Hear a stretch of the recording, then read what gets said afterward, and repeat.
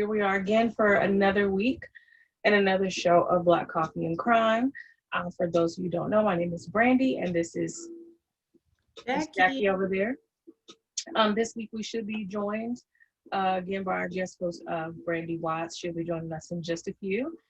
She was actually her idea to do the topic for this week, which are the Gibbons Twins, otherwise known as the Silent Twins of England. And you know what? Where? Oh, okay. Who wrote all this down and didn't keep her notes? I did. Okay. So, because this week, what we do. We start off well, and then right before the show starts, stuff starts happening, and we kind of lose track of things there. So, Brandy is joining us.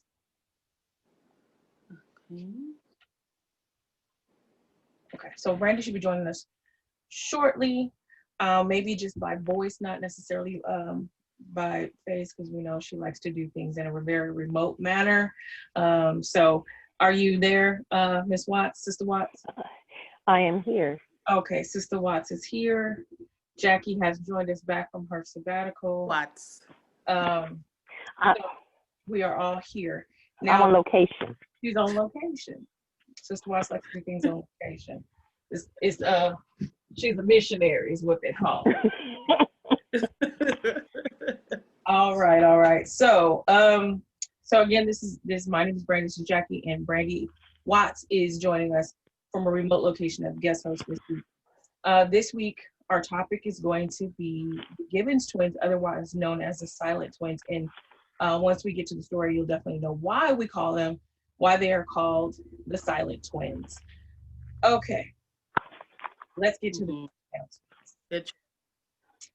Every week, we tell you what's going on in the sanctuary church announcements.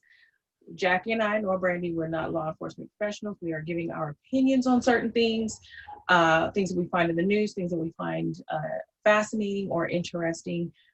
We present the facts as much as we can find them, and then we just give our opinions. If you disagree with them, that's fine. If there's more information that we don't provide, that's fine too.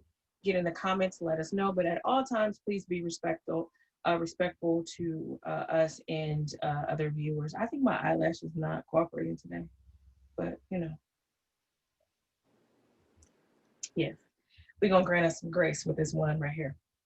And so yes, just be respectful. Mind your ushers at all times. Those are the church announcements as follows. Okay, so we got quite a bit going on in our personal lives and in this world right now. Let's see here. So I'm not sure. Jackie was on sabbatical. I probably should have been on sabbatical last week, but I just kind of, thugged it out and went on through. This eyelash, I said it was going to give me some grace, but I'm going to have to pull it off in just a second. So one of our previous episodes, I dedicated to my sister-in-law, Herlinda Gonzalez Evans. This one, I have to dedicate. Oh hell, here we go.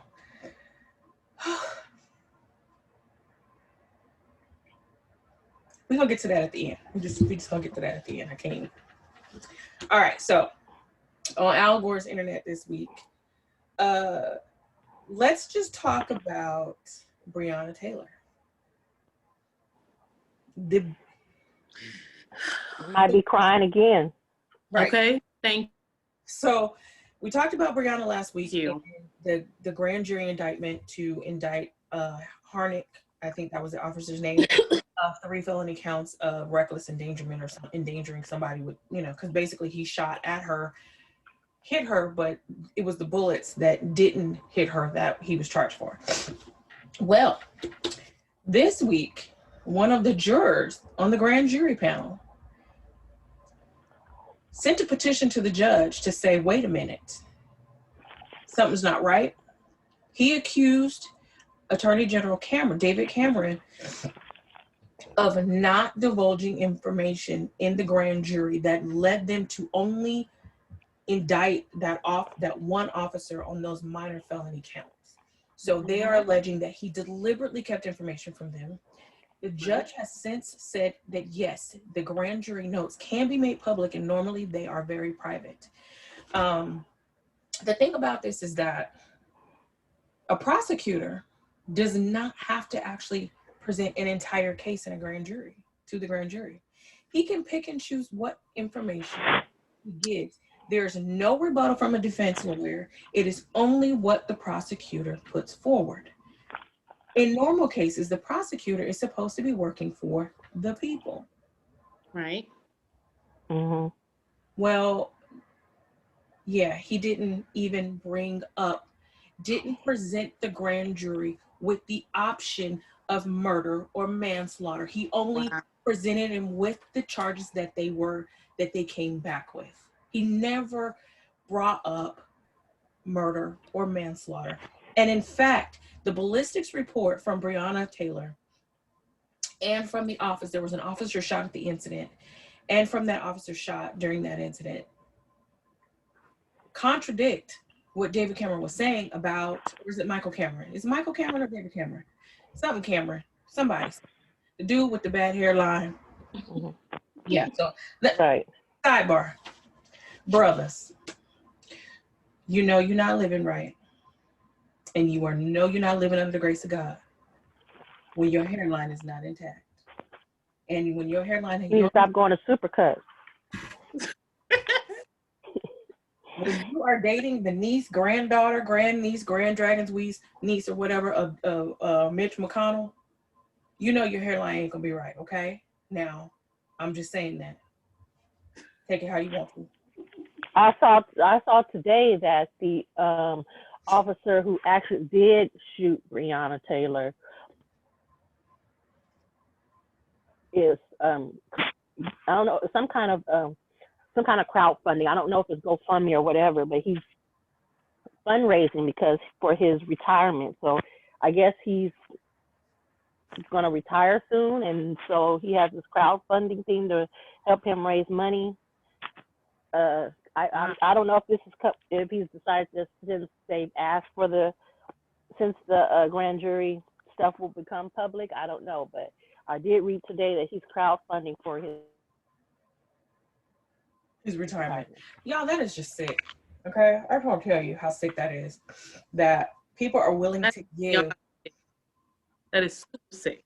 Yeah, that people are willing to give money to a murderer, to a man who shot a woman in her bed, but they will call themselves Christian and humans and whatever. But I don't know if you can call yourself human if that happens. You can't. There's no way you can. There's no way any human could have thought that was right. I'm just mind boggled by the people that surround us, the ignorance. There's no way you could have thought a fundraiser, a GoFundMe, whatever it is, really. But they're raising money for Josh Henhauser, whatever, who went from Illinois to Wisconsin to shoot the people. They're doing crowdfunding for this young man. But y'all, I don't understand how these people are pro-gun, pro-this and that, and they're getting upset about this man protecting himself and his people busting through the door. Isn't that what y'all talk about? That when somebody comes to your house, you're going to blow them away, or if the rioters come, you got your gun. That's the things they always say. They're going to meet my this and that if they come to my house. Well, that man was doing the same thing you always say you're doing. Well, I don't understand.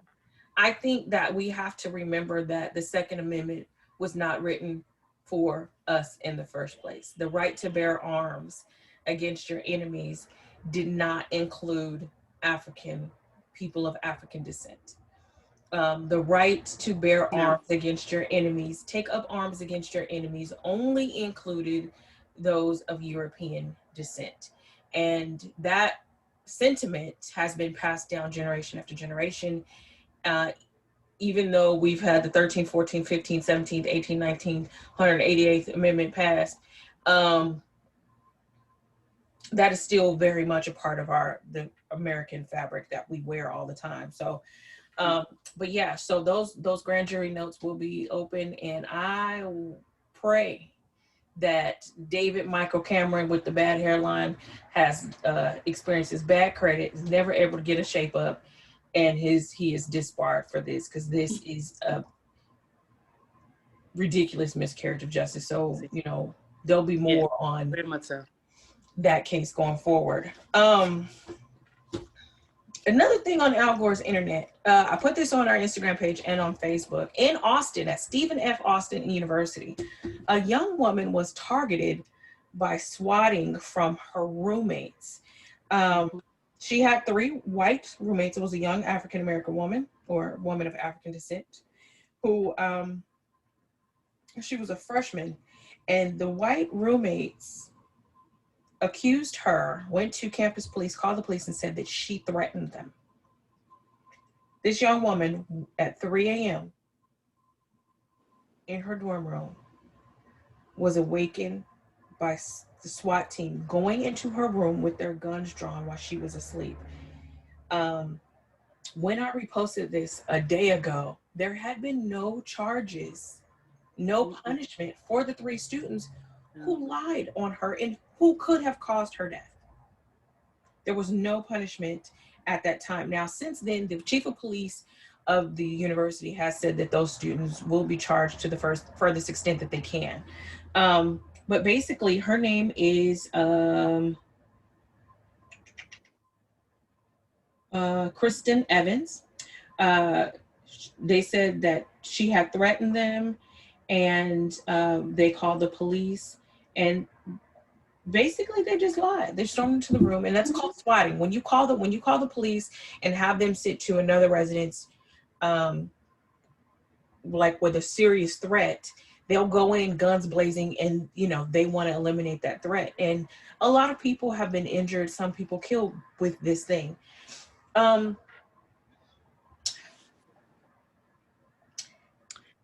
Stephen Austin is in Nacogdoches, as country as it is nothing but rednecks. That's where my sister is from.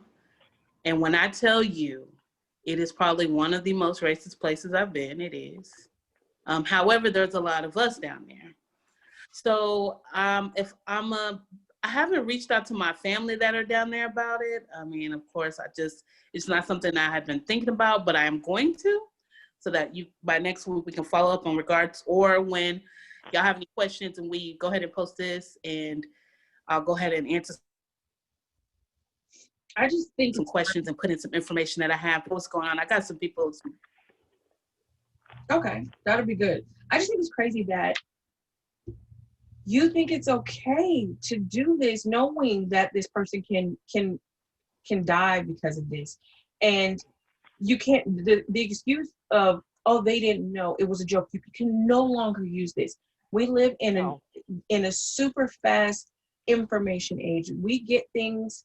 We know about a fire before the match even burns. Yes.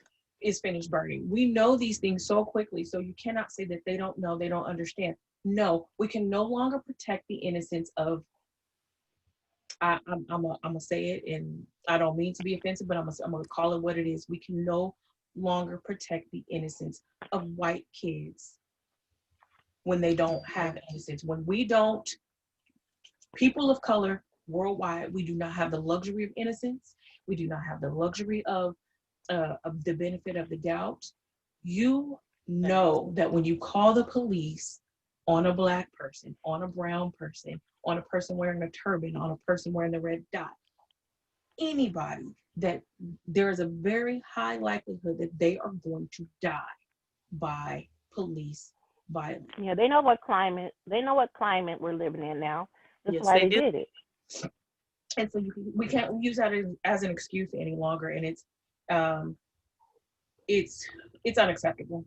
It is unacceptable. So I'm like Brandy. They're doing it because they know what's going on right now. That's why they're doing it. They know the possibility of them getting away with it is very highly. They've already grown up around a racist environment. They're like, you're better than this person or that race. They've already known that, so they knew right now it's the perfect time. I mean, people are getting away with anything, so yeah. They know. And I think prior to the current administration, I know you guys hear my phone jingling off. Let me turn that to silent. Prior to the current administration, people might have had these sentiments, but we lived in a time 4 years ago where physically expressing your racism or your bigotry was not acceptable. And I'm okay with you being a racist. I'm okay with you being a bigot. You can be what you want to be, but you don't have the right to push that on me personally. You don't have the right to. The lady who the girl was walking down the street and she threw a bottle at her because she jogged in front of her. I don't know if y'all saw that video. The little girl was I saw it. She was jogging down the street. The lady threw a bottle at her. Well, people feel like it's okay. I mean, the president on TV yesterday was told the white supremacists that basically to stand down and stand by. Stand down. Basically until you called in to do so. Yeah, stand by for something to happen. Yeah. So I mean, if the president can say that on TV in a presidential debate, I mean, and you're condoning violence against people, just everyday violence, everyday aggressions. It's no longer a microaggression. Like the word microaggression shouldn't even be in the lexicon anymore. These people are just damn aggressive, like outwardly aggressive to you for no reason. So it's very crazy that is something that we're going through and experiencing right now. So I'm quite sure we'll hear more on the case of Kristen Evans from Stephen F. Austin University. Let's see. I didn't watch the debate. I was in the aerial plane, but apparently half of the people on the plane were watching the debate. And when we landed, and the headphones and the earphones came out, the earbuds came out, it was the chatter about what was going on. And people were talking about how much of a shit show it was. Maybe we'll talk about that next week, because that's a whole show in and of itself. So I do know that next week or sometime shortly thereafter, Kamala Harris and Mike Pence will be going heads up, and that is going to be interesting. So I'm quite sure we'll right down to that too. Yeah, I don't think he's ready. Is Mike Pence ready to actually have a conversation where Trump is not in his ear? I mean, the man is just. No. He should be as black as me as much as he rubbing his. No, I ain't gonna say it. It's Christian folk. Christian folk. All right. So this week's story is the Gibbons twins, out of England, actually. So we're gonna cross the pond with the story this week. They are otherwise known as the Silent Twins. I'm not a twin, but I have twins in my family. Identical twins, and I have a set of my nieces. I have a nieces, 5-year-old nieces who are twins, identical. I can't tell them apart. I mean, at all, I can't tell these children apart, like not. But when they talk to each other, they do have this internal little language, this little gibberish that I don't know what they're talking about. I have to listen. And if one of them is talking to me, I kind of look at the other one to kind of see what she's looking at or what her emotions are, so that I can get a feel for what do you want? Or maybe their slightly older brother will tell me what they want. But the Gibbons twins, their form of communication surpasses anything that I've ever heard of. Now, Jackie, have you heard of the Gibbons twins or are familiar with them at all? Yes, actually I have. At first, when I heard about them, they were made to be like scary. Mm-hmm. They were a scary set of twins. The story is kind of creepy. It's not though. It's not at all. No. It's actually quite sad. It's very sad. It's a very sad story. So when he brought this up to me, and they do communicate. Like they look at each other and they're like, and they're just having a full conversation. You don't be knowing what's going on. And I was watching a movie called Without My Shadow, about the Gibbons twins. It's a good movie. Yeah, and it's about an hour long. But it really talks about the way they, like you said, they would look at each other, they mirrored each other in their movements and mannerisms, everything. And one of the interesting things that I found in here was that when they went to the school, when they moved to Wales, and I'm going to have to backtrack about this, but they moved to Wales in 1974, and they were the only Black kids in school. And by that time, they were 11 years old. They were already isolated from their family. They only talked to their baby sister Rose by this time and each other. So they weren't talking in school. They would just talk and communicate with each other. And they tested them and tested them. And basically they said that they had some sort of disorder, and they transferred them to a school for like a special school, a school for kids that, maybe had Down syndrome or some sort of developmental issues. And it made me think about how Black children, if we have communication issues or are not able to articulate things in a way that is textbook, then we are labeled as remedial, or, we can't learn, or we don't know. But just like the Gibbons twins, we have our own language. We communicate differently. People of African descent, we communicate with our hand. Look at me. We communicate with our hands, our eyes. I know that everybody in the world has seen Indian and Pakistani people, and the way that movement that they do with their heads when they talk and their shoulders. That is a form of communication. But if you're not from that culture, you don't know how to perceive that, especially in an academic world. You will automatically, well, they're not teachable, they're not learnable. And in this case, these twins ended up in a mental institution for 11 years because they weren't able to decipher their language. So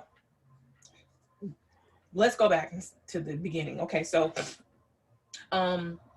the twins are June and Jennifer Gibbons. They were born in 1963 to Bayesian parents. So their parents were from Barbados, and their parents moved to Europe during what's called the Wind Rush movement. And basically that was a mass migration after World War II of Afro-Caribbeans to Europe, North America, Canada is North America, and England. The British government really pushed it because they were in a point of austerity after the war. So they were broke. So they did this to boost the economy. So their father, Aubrey, was accepted into the Royal Air Force as a technician. He was shipped to Yemen. They had already had 2 children, which were Greta and David. And then the twins were born in Yemen in 1963. They moved around a little bit to England after, they were shipped out. And in 1974, they lived in Haverford, West Wales. Now, first of all, I don't know if y'all have ever heard anybody from Wales talk, or you've seen the Welsh language. It don't make no damn sense to nobody. It don't even make sense to the people who live in England. Okay? Like, David is like Daviff or something like that. What? Yeah. Like, I want you, after this, I want you guys to look up Welsh language. It doesn't make sense to anybody, okay? Unless you're from Wales. So then you have these twins who are Bayesian, who speak Bayesian Creole, and you move them to Wales. Shit show. Just a disaster. Just a recipe for disaster. But, they had already been communicating with each other internally for a long time. That's what they did. They knew how to speak English. They knew how to speak, but they had gotten so used to speaking with each other. So they were speaking English, Bayesian Creole, and then now they live in Wales, and then they developed their own language. And so it made it hard for most people to communicate with them at all. They just didn't know how. So they were, nevertheless, they were bullied when they got to school. And they were ostracized because they were the only 2 Black kids at that middle school, at the primary school, the secondary school. They were the only 2 Black kids. And so it was very easy to ostracize them, very easy to bully them. And so they even more went Mhm. into themselves. So what they did, by the time they were in their early teens, like maybe 12, 13 years old, they shared a room with their sister, Rose. They only spoke to her. And they would basically lock themselves in the room. They did not talk to their parents at this time. They didn't talk Nope. to their parents. And they would entertain their sister because they would write plays, novels, and stories, and they would record themselves speaking, but this was only for their sister's enjoyment. It wasn't for anybody else. It was just for their sister. So you could hear them speaking clearly, but they were speaking clearly just for their sister. So it was kind of, they called it selective muteness, where in public they wouldn't talk, but privately they would communicate. And the surviving sister. And did you hear some of the tape where they were playing dolls and talking with their sister? I mean, they're clear. It's super clear. Yes. Yes. And one of the things that June said was that they both felt that they couldn't communicate outwardly. And this is the reason why they got into so much trouble. So by the time they're in their teens, like 16, 17 years old, they discover boys and they discover sex. Mm-hmm. Not good. Boys. Because they were frustrated, because it seems like in the interview with June that they wanted to talk, they wanted to communicate, but they were of the same mind. It was like literally the one person with two different bodies. And that one collective mind would not allow them to talk or communicate with anybody or to express themselves outwardly. That's so weird. Isn't that imaginary? I thought that was extraordinary. Like, I'm like, they wanted to so bad, but they just couldn't. Yeah, and they struggled internally with each other. There's an incident where they tried to drown each other in a river. Yes. They were trying to kill each other so that if one of them died, then then that's when the other one could be able to express. So it was like one of us has to go. One of these bodies has to die in order for us in this one mind to blossom and create and be creative and live. And they expressed this in their diaries as well, how they wanted to kill each other. And I don't think that was out of them not loving each other. It was just that I want to be me. I want to be a single. Like, they loved being twins, and June says this in the movie, that she loved being a twin. She's always going to consider herself a twin, and she'll die a twin. But she just wanted to be herself, which she couldn't be herself because her and her sister were the same self. They were the same person. But the thing is, they did everything together so much. And together, it's like me looking at it and not being a twin. I'm like, well, just do your own thing. Like, I don't have a twin, but I'm like, you don't have to do the same thing I'm doing. Just break away and do your own thing. But I guess if with twins it's different, and probably even as babies, their mom probably dressed them up to the same thing. Everything was, the same. And then the fact that they have this speech, it's like they weren't able, their own language, kind of forced themselves to be isolated. They weren't able to differentiate themselves from each other. They weren't able to be individuals, because that was the thing when, twins at that time was not as common as it is now. You didn't have multiple births that were successful during those times in the 60s. It was not rare, but not common for you to have multiple birth. So nowadays, everybody's having twins. I don't know what's in the water. Maybe it's in the food, but now everybody's popping out twins, triplets, and quads, and whatever, naturally, without fertility drugs. Yeah, just popping out twins. I'll just say fertility drugs. So, and it was cute to dress people alike. It was cute to make them do the same things. And so now in our society, we focus on individuality, and then they didn't. So they get into trouble, petty theft, vandalism, and then the biggest thing that got them arrested was arson. One of the twins, I think it was June, wrote in her diary about how she wanted to burn down like a hardware store. And when she did, she talked about in detail how it felt to see the flames and the firemen come in, and how she loved it because that she was able to express herself with that.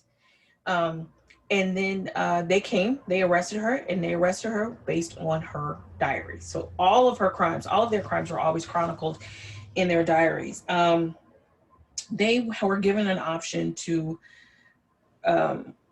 basically go to Broadmoor. Instead of going to penitentiary, they were sent to Broadmoor Psychiatric Hospital. Now, Broadmoor is a hospital in England that has been around since 1863. So all psychiatric patients, of course, since that time till now, and it's still in operation, they go there at the request of the Queen or the King. So you get an indefinite sentence when you go to Broadmoor. And what that means is at the Queen's pleasure, meaning you won't get out until they think that you are ready to get out. So if you go to prison, you might get 5 years, you do your 5 years, you're out. If you go to a psychiatric hospital, you're there until they say you're better. Wow. So they were there for 11 years because they didn't talk. They couldn't figure out how to make them talk. They put them in the same cell, they would fight. They take them apart, then they would get sick. Then they put them together and they fight. So basically they could not live apart and they could not live together. So this was an ongoing thing the entire time they were in Broadmoor. And this is where they started admitting that they wanted to kill each other. You know? So they wrote in their diaries a lot. And in their diaries and in their conversations with each other, this is where we find out that they made a pact with each other that one of them had to die. Like, we know about suicide pacts. People do it all the time. Lovers, people in a cult make suicide pact. I kill myself, you kill, and whatever, and we die together. But how do you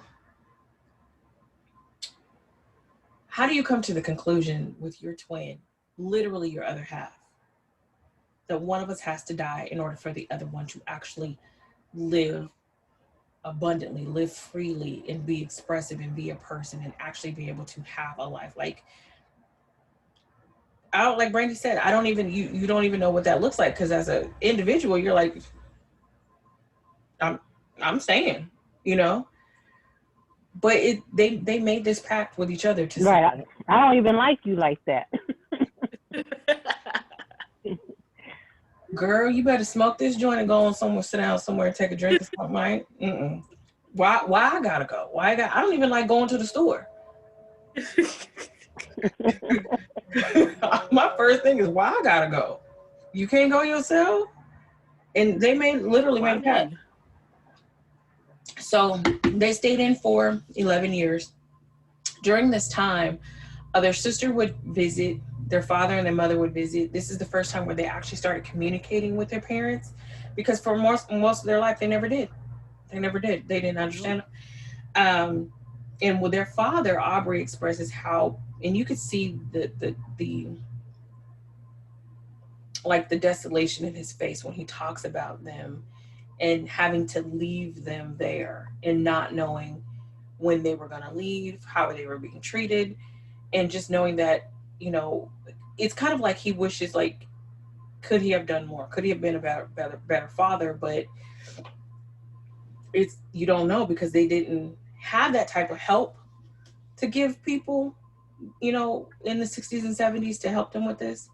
So, it was kind of like a lose-lose situation. I honestly think, like, once they got to what it was is it started with a speech impediment. Mm-hmm. And, like, that's what made them shut up, because they were so embarrassed of the speech impediment. And so I'm like, I don't know if I would have wanted my child to go to can we figure out how to get that speech in order? But that's just me as a parent. And maybe because I'm now in a modern time, so I'm thinking modernly. It's versus what they were thinking in the 70s, 60s, 70s. So I get that, but maybe that's just me because they treated them like an experiment, in my opinion. Yes. One of the twins, let me go back to it. When they got to Broadmoor, they were giving antipsychotic drugs. And that basically, they developed yet another issue to where they weren't able to concentrate. So the antipsychotic medicine that they were giving them, they couldn't concentrate. They couldn't even write anymore. So that now the one form of expression that you have, the things that you cannot physically say and speak, they would write it down, which is the reason why they, wrote the novels and all the journals. They couldn't speak. They couldn't even do that anymore. So it just made it worse. Let me see. One of the twins talks about how she basically, it was their fault. It was the fault of the people at Broadmoor that they lost their ability to concentrate and to communicate at all with each other, and that it was making them sick. So they diagnosed it as tardive dyskinesia, which is a neurological disorder that causes repetitive movements. So now with the anti-psych medication, they have like these crazy movements that they do, and it's kind of like OCD, where they have to do the same thing over and over again. So they lost the ability to concentrate, but yet your body and your mind tells you to do this one thing over and over and over and over again. Mm-hmm. And Jennifer had always been the weaker twin, psychologically. And it took a toll more on Jennifer than it did June. And I think that was why, I don't know why every time I get on this camera, my nose start running. I don't know. Probably because I'll be crying all the time. But Jennifer, I think that was why they made like that, decision that Jennifer would be the one to die. Now, ironically, in 1993, they were released from Broadmoor, and then they were sent to Caswell Clinic in March of 1993. Shortly thereafter, Jennifer went to sleep and did not wake up, and they found that she died of myocarditis, which is a sudden inflammation of the heart. So it seems that she died of natural causes, but I've always wondered, did she will herself to die? I mean, they were 30 years old. 30 years old. Young. And they have that, you find with married couples who, one will go and then the other one goes after, and they say that they died of a broken heart. And that actual is, I can't remember off the top of my head, but there is a health issue that has the medical term for it. I can't think of it, but basically they died of a broken heart. Yeah. So, yeah, but it's like, did she will herself to do that because they had made that pact? And knowing that the twin that would most likely be successful independently would have been June. So then basically it's like she really like gave her sister the rest of herself. Like, I'm giving you back your other half. I'm giving you back the half that you need to live. Now, I don't know if there's a movie with Jeremy Irons that came out in the late 80s, and it's about these twin gynecologists. I have to look up the name of that movie. But anyway, they were so in tune with each other, very much similar to Jennifer and June, that they did everything together. I mean, literally everything. And in the end, they died together. They were found in their apartment. One of the twins had been dead for several days, and the other twin then died, a couple days later. Well, they don't know if the twin committed suicide or if his brother killed him and then killed himself. But it was that same type of thing. They had to die together because they could not live together, but they also could not live apart. So, and this is a true story. I have to look this up and I'll find it and I'll post it on Instagram and Facebook. But this is a dead ass true story. And the movie I think it's called Dead Ringer, as a matter of fact, with Jeremy Irons. But and they were sick and twisted, but they couldn't live apart and they couldn't live together. And so you don't know if one twin, it was a murder suicide or suicide, two suicides, you don't know. But they just couldn't live with or without each other. So they both had to go. But in this case, they made these two twins, the Gibbons twins, made the decision to one of us has to live and one has to die. So they're called the silent twins because I'm looking at it like. Go ahead. I'm looking at it like, couldn't something else be done? Like, could they force them to be separate, regardless of how it affected them? Just so they, because if one dies, they're going to have to. That twin is going to have to learn how to live separately. I know I'm sounding crazy because I almost choked a minute ago. Oh no. No. Well, they did try that. But they I'm go try too. the forced separation. I know, but just separate them and just keep them separated, no matter how how hurt they were from it. But I guess back then also they couldn't treat depression and all of that how they treat it now. Right. Especially with them being Black too. You don't know what, how we don't believe in taking no medicine. All you gotta do is talk to your pastor. So yeah, I think that had they gotten treatment early, like talk about it. I don't know, just force them apart. Like if this was 30 years fast forward, yes, I think that right now they could have gotten proper treatment, even in the beginning with the speech impediments, and been able to lead successful, most likely individual lives. However, like you said, Brandy, earlier, they were experimented on. They had never seen anything like this before. So they did try that separation before, but Jennifer went into a steep decline as a child because they separated them forcefully. And so they had to kind of put them back together. Brandy. She didn't do well. In the movie, is that the part where they said they separated June and June was like crying all over herself? Was that what they did during that tried to separate them and she went? She was damn near catatonic. Like she just yes. Okay. Were they separated and when they went to jail or prison, they were separated then as well, weren't they? Yeah, they did separate them, but then they had to put them back together because it was like, I want to kill her and I don't want to be with her, but yet when she's apart from me, I'm going to do everything I can to get back to her. So to me, it seems like, you know how you get those, like a stress ball and you pull it and it will allow you to pull it, or a rubber band, it will allow you to pull it so far, but physics is you're forcing it apart. The physics of it wants to put it back together. So it's this, the force, outside forces are doing this, but the makeup of the rubber band says, I need to be together. So that's what that was, society was saying, no, put them apart for their own good. But the two of them were like, no, we need to be together. But they couldn't figure out how to make them two whole separate people.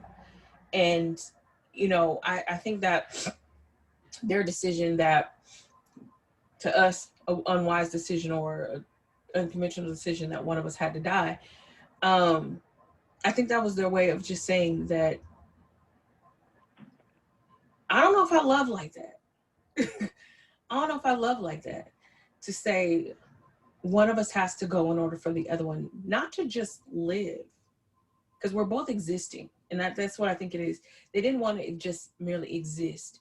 They wanted to live. They knew that there was something else out there. They knew that I can communicate. I can talk. I can sing. I can dance. I can do all of these things, but I cannot do this with you. Because I'm only going to talk with you, communicate with you. But if one of us is not here physically, then they would allow the other one to open up. So it's like you said, Jackie, the first time I was presented with the story or saw anything on it, it seemed as if this was a horror story and that they were scary and that there was something crazy going on, but it's really just a huge misunderstanding. They were really misunderstood. And when I was watching that movie, Without My Shadow, I was thinking about how, like, there's a push now for African American or Black vernacular to be taught, for us to be allowed to speak that in school, and for us to be taught this way, because it is a language. It is a language. When we say finna, gonna, whatever, and that people try to correct us, no, that's Man. you knew what I said. I'm finna do that. I'm Yeah. fixing to do this. What do you think was the reason that they started committing the crimes? Was it like trying to be a part of their way of being a part of society, or something that only they knew about it, so it made it exciting? Why do you think they decided to commit the crime? I think part of it is just because they were teenagers, and that teenagers do stupid shit. But other part of it is that they fell in love with those boys. And Yeah. the arson didn't start until they broke up with them. And so they felt like they had some expression and they liked the feelings that the boys were giving them. And then that stopped. And so they can't tell anybody what they're feeling. So I'm going to make it known what I'm feeling. And the way to make that known was the arson. Right. So I think partly the crimes, because maybe the boys were doing that, and maybe the boys encouraged it. And it didn't really talk about who those boys were. What their demographic was, whether they were black, white, or whatever. It didn't say that in the movie or in any of the text. But I think it was partly because it was peer pressure and being around boys, and like you said, trying to fit in. And then the harsher crime, especially the arson, came after the breakup. So they, Here it is, we mute, and now all of a sudden guys are thinking we're attractive. They think we look nice. Everybody's been thinking we're weird, we're crazy. And then here's someone drawing them, giving them the attention that teenage girls want. Mm-hmm. I don't care what it is, that's what you want. And so I think that it definitely led them to be like, okay, we're going to do this to impress them. Mm-hmm. Whatever to keep them impressed, right. Because she talks about how she enjoyed the sex and how he made her feel, June did, in her diary. So, mm-hmm. And I don't think that there's any judgment in the sex. There's no judgment in, you feel like someone's attracted to you, and maybe I don't speak very well. And even now, in that video, which is several years old, you can still hear in the way that June speaks, that she, in the same way that is, if someone can't hear, their speech patterns are different, and the way they move their mouth is different. So you can still hear that. I think that if they had continued a relationship with the boys, that it probably, or not those boys in particular, or any boy, that they would have been better off, because that the feeling of loneliness or whatever that they felt when they were apart, have a significant other to kind of fill in that role, so that they wouldn't have to always be together. Right. So it might have been a little different if they had continued a relationship, and had, because I'm sure when they was having sex, they weren't all laid up in the bed together. Right. So that they would be able to be with that person, and they would be able to, that need would be met, even though it wouldn't. And they were finally able to as strong as with the twins, someone else, and they're not just isolated by themselves. Right. And they were, so they didn't have to share. They didn't have to share affection. Right. And I could be June and I can be Jennifer with this person, and I don't have to share. You're not looking at my sister. You're looking at me now. And you're right, Brandy, that had those relationships continued, or had they not been arrested, maybe they could have developed new relationships, new friendships, and that would have given them a sense of individuality and allowed them to both be alive right now, maybe, and successful. Now, I wasn't able to find out whether or not June is still alive. She should be. I mean, as far as years go. Several years ago, I did see that she was still alive, but as of 2020, I wasn't able to see anything. Did she have any children? Did she end up getting with anybody and having children? No. I think that documentary was done in the 90s. Yeah, it was shortly after Jennifer died. So it wasn't very long after Jennifer died that they did that movie, in that June was released from Caswell Clinic. So it wasn't very long after. So what we saw in the video was her first foray into freedom, basically, into living by herself, without the physical presence of her twin. Yeah. So very interesting story on the Silent Twins. There is a book called The Silent Twins by Margaret Wallace. That's where they got that name from. She was an American reporter that became infatuated with their story. And that's how most people found out about them, was through her book. So that is out, of course, and you can read that. Now, before I start this crying, because I'm going to start, does anybody got anything to say before these tears start to roll? I just looked up. June is still alive, 2020. Yay. Okay, good. All right, y'all. Okay, so let's get these tears together. Just down to do it. All right, so I have had a week, y'all.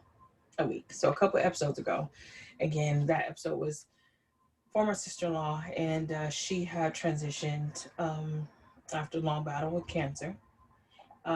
So I went home, and it was crazy because I was celebrating a birthday. It was my cousin's 30th birthday, celebrating her birthday. And then days later, it was my sister-in-law's memorial service, which, of course, understandably and expectedly emotional. And I think it was at that time that I realized that she was really gone, because I was talking about how long I'd known her and when I met her, and it dawned on me when I'm standing at the podium, I'm really not going to see this person. So fast forward, get through that, fast forward.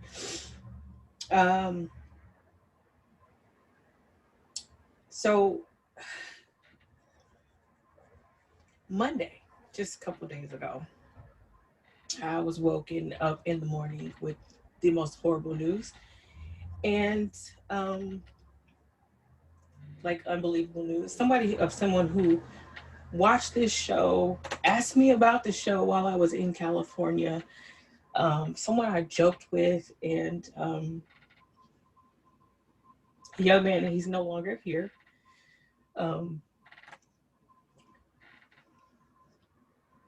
One thing that we would say to each other is, I haven't seen you in a long time. Now, I would say that to him, and I just seen him an hour ago, and we would just greet each other I haven't seen you in a long time. So I did see him on Thursday, and then I found out on Monday that he was no longer here. So this show is for sale.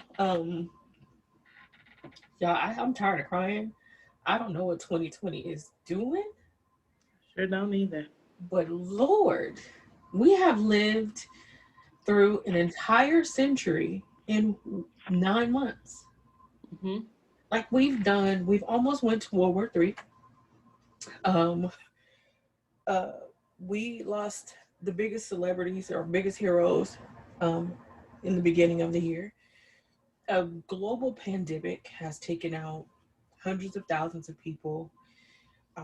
We are dealing with an economic crisis. We are dealing with a man who wants to become dictator of our country. And then we're just dealing with untold losses and crazy shit happening in our families. And when 2021 get here, y'all, it's just too much. It's too much. What else can happen? What else can happen? Don't say that. Yeah. If you want to make God laugh, go ahead and make some plans. I tell you that. Go ahead and make some plans if you want God to have a good laugh. They say.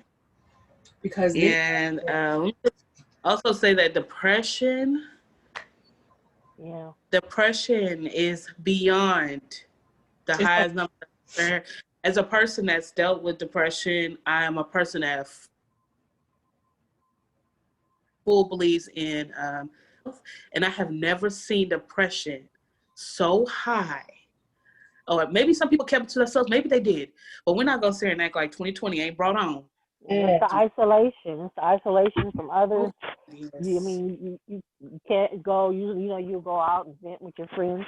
You can't go see your friends because we're supposed to be quarantining, or there has to be distance. And it's like everybody's June and Jennifer right now. Yeah. And normally we would have an escape when something goes because we cannot. We're isolated by ourselves. Yeah, you can what, I'm going on vacation. I'm gonna go do this and I'm gonna do that. But unfortunately, we can't go places now. Things are slowly opening up, but there's still such restrictions, especially on Americans. Probably for the first time in 200 years, Americans can't go no damn where. We ain't welcome nowhere. So it's that craziness, and yes, the anxiety, the depression, it's bad. And the only thing I can say is, a lot of people say, it's just think pleasant thoughts. It's not as easy as that, especially when you don't have an outlet. And a lot of people have lost their medical coverage. So you can't go to the doctor. You can't get your meds, things like that. Right. So it's really, really bad. And then on top of that, just the unexpected things happen. The unexpected, the unbelievable things happen like it did Monday. And those things really, really, they are a punch. And it's like getting punched in the face by Mike Tyson. And you can't even grieve like how you used to grieve, because you can't go to. There's no funeral. To the funeral, can't hug and you can't grieve like you used to grieve. You have to find a new way to grieve. I'm at a memorial service with a mask on, and I can't hug anybody. I just, I was only able to touch the hands of my sister-in-law's mom and just kind of, just give her a quick word. But it's this weirdness that's going on. So our entire world has changed in a matter of months. And baby, tired. I am tired. I'm exhausted. I feel blessed that I'm still here. I feel blessed that I'm exhausted. That even all of this going on, especially everyone has family and everybody has things going on, but even through all of this, my family in the last 2 weeks has literally dropped everything 2 times. Everything. Mm-hmm. Just to say, I gotta go right now. And I'm gonna tell you this: if y'all don't have family, and I'm partial to my family and I'm very biased, if y'all ain't got family like mine, y'all ain't got shit. I'm telling you now. If you don't have a family like mine, you don't have shit. Your people need to love you enough to drop everything. You need to love your people enough to drop everything. If Brandy calls me, and she lives 5 states away, Brandy calls me, I gotta go. Any of my cousins, I gotta go right now. If I'm capable of doing it, I gotta go. The only thing I can say is, keep your family close, those loved ones. I posted this the other day to my personal page. Love hard. Love heavy, love often. Tell your folks, your tribe, your friends, and be free with that I love you shit. Like, for real. Don't keep that in. Be free with it. It doesn't cost you anything to love anybody. It doesn't cost a thing to love anybody. It is free for you to give out, and what you get back is priceless. It is absolutely priceless. So I'm tired of crying, y'all. I promise I ain't even gonna do that, because it'll probably be something else. I might stub my toe next week and start crying. I don't know. I don't know. But this week I'm done crying for now. Brandy, you coming back next week too, right? Yeah, I can come back next week. Hopefully, I won't be on location next week. You guys be able to see my eyes. No, we don't know. Sister Brandy might be on location next week as well, so we don't know. But I'll be ill and infirm sometimes. Sometimes you got to get her on the list. Main line. Yeah, get her on the prayer list. Line. Call him when you want. Yeah. Some of y'all don't know that. Now, I do want to make this point right here before we go, is that last week at the memorial service for my sister-in-law. This same eyelash right here. Let me tell you how I know God is good. Let me tell you right now. Because only God kept that eyelash from flying off in the wind because it was breezy outside. You hear what I'm saying? And I noticed that I felt it lift up in this corner right here. It was lifting. And as much rubbing that I was doing, that eyelash stayed on. So I want to thank the manufacturer of that glue, who is also ordained, who was also ordained by God. And we were in a church courtyard. So that's how I know God is present. That's how I know God is present. Because nothing else but the grace of God could have kept that eyelash from coming off. You see today. You see this right here? Y'all see this corner? I know somebody want to talk about it. Ask Jackie. I tried to put this eyelash on. I tried to put it on just right. It just wasn't working. So again, God is in the building tonight. Amen. And amen again. All right, y'all. Good night. We had a good show. We had an emotional show. We talked about those the silent twins, updates on Breonna Taylor, Stephen F. Austin incident. Will, as we go along, we'll get those out to you as well. Don't know what we're going to talk about next week. We will let you know on Monday. Oh, craziness. Black Coffee and Crime is going to be on a radio show next week, y'all. Y'all don't even know. I will put details about that. That show will be airing next week. I will give details about that. We will be answering questions from a radio host. We've been asked to join them on their radio show. So we will be talking about our show. And again, I will be putting, it's called Knowledge is Key. And I will be putting a link for Knowledge is Key so you can see some previous episodes and then also subscribe for future episodes on Knowledge is Key. So I'll be putting that link up shortly and you'll be able to see that. But yes, Black Coffee and Crime is going to be on the video. So yes, thank you all for joining us and we will see you next week, both on the radio show and here at Black Coffee and Crime on Instagram, Facebook, and YouTube. Good night, y'all. Good night. Night.